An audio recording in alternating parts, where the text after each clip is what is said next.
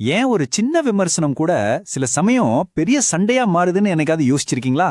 இல்ல சிலரை ஏன் கோபம் ஒரு கவசம் மாதிரி எப்பவும் பாதுகாக்குது?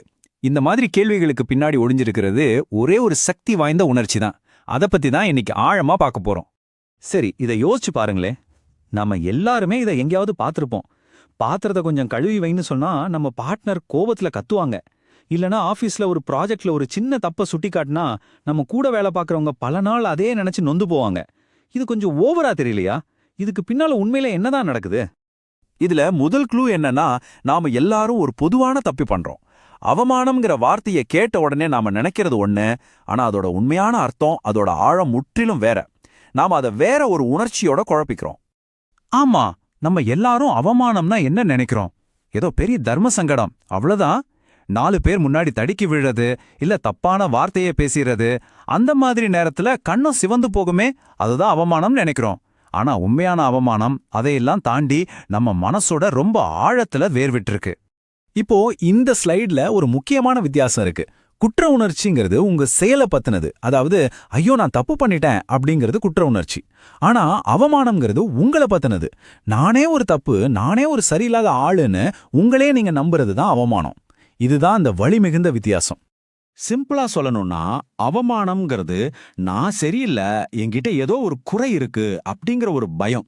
அந்த குறை மத்தவங்களுக்கு தெரிஞ்சிடுமோ அப்படிங்கிறது தான் அதோட மிகப்பெரிய பீதி. அந்த பீதியிலிருந்து தப்பிக்க அது என்ன பண்ணும் தெரியுமா? தன்னைத்தானே மறைச்சுக்கும். அதுதான் அதோட ஒரே தற்காப்பு உத்தி. யாரும் நேரா வந்து நான் ரொம்ப அவமானமா ஃபீல் பண்றேன்னு சொல்ல மாட்டாங்க இல்லையா? அதுக்கு பதிலா அந்த உணர்வு தன்னை மறைச்சிக்க விதவிதமான மாஸ்க் போடும். இல்லன்னா இப்படி யோசிச்சு பாருங்க, அது ஒரு பெரிய இரும்பு கவசத்தை போட்டுக்கும். அந்த கவசத்தோட பேர் தான் கோவம், பெர்ஃபெக்ஷனிசம், மௌனம். அவமானம் நம்மளோட குறைகள் எல்லாம் அம்பலமாயிடுமோங்கிற ஒரு ஆழமான பயம். அதனால அதுக்குன்னு ஒரு பெரிய வார்ட்ரோப் இருக்கு. அதுல இருக்கிற விதவிதமான மார்வேஷங்களை போட்டுக்கிட்டு மறைஞ்சிருந்து நம்ம நடத்திய கண்ட்ரோல் பண்ணும்.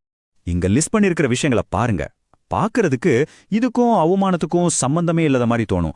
ஆனா இது ஒவ்வொன்றும் உள்ளுக்குள்ள இருக்கிற அந்த நான் ஒரு போதாதவன்கிற உணர்வுல இருந்து தப்பிக்க நாம பயன்படுத்துற சக்தி வாய்ந்த ஆயுதங்கள். வாங்க, இந்த ஒவ்வொரு கவசத்துக்கு பின்னாடியும் அவமானம் எப்படி ஒளிஞ்சிருக்குன்னு பார்க்கலாம்.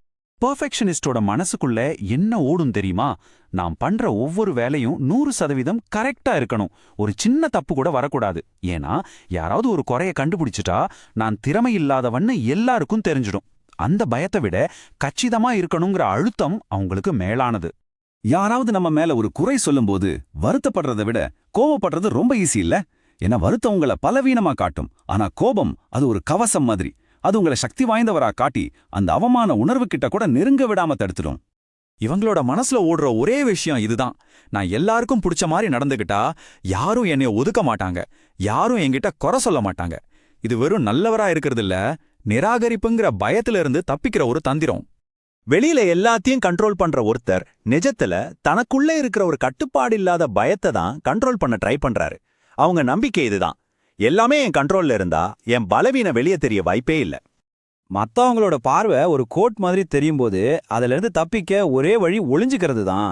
யாரும் பார்க்கலனா யாரும் குறை சொல்ல முடியாது. இது அவங்களே அவங்களுக்கு போட்ட ஜெயில். ஆனா அது அவங்களுக்கு பாதுகாப்பா தெரியுது. சரி, இப்ப நம்ம கடைசி பகுதிக்கு வந்தாச்சு. இது எல்லாத்தையும் வச்சு மக்களை எப்படி புதுசா புரிஞ்சுக்கலான்னு பார்க்கலாம். இந்த டேபிள் ஒரு பனிப்பாறை மாறிங்க. நம்ம கண்ணுக்கு தெரிகிறது அதோட நுனி மட்டும்தான், அந்த ஆணவம், கோபம், மௌனம் இதெல்லாம். ஆனா கடலுக்கடையில மறைஞ்சிருக்கிற அந்த பெரிய பகுதி தான் உண்மையான காரணம்.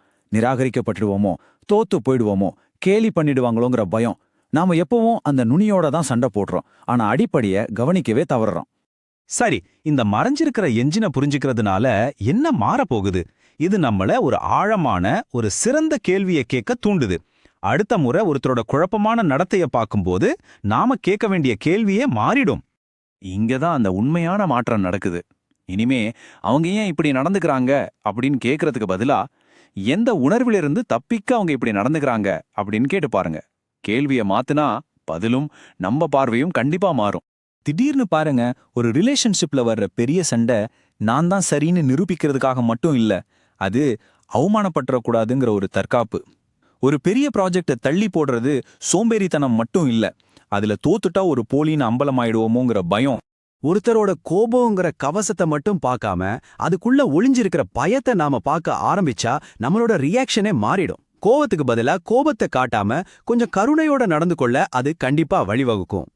சோ நம்ம நோக்கம் அவங்களோட தற்காப்பை ஜட்ஜ் பண்றது இல்ல, அந்த தற்காப்பு எதை காப்பாத்த போராடுதுன்னு புரிஞ்சுக்கிறது தான். அவமானத்தை நாம புரிஞ்சுக்க ஆரம்பிக்கும் போது மனுஷங்களோட பல விசித்திரமான நடத்தைகளுக்கு பின்னாடி இருக்கிற அர்த்தம் நமக்கு புரிய ஆரம்பிக்கும். அடுத்த தடவை நீங்க ஒரு கடினமான நடத்தையை சந்திக்கும் போது ஒரு நிமிஷம் யோசிங்க, அந்த இரும்பு கவசத்துக்கு பின்னாடி எந்த மென்மையான உணர்வு தன்னை காப்பாத்திக்க போராடுது.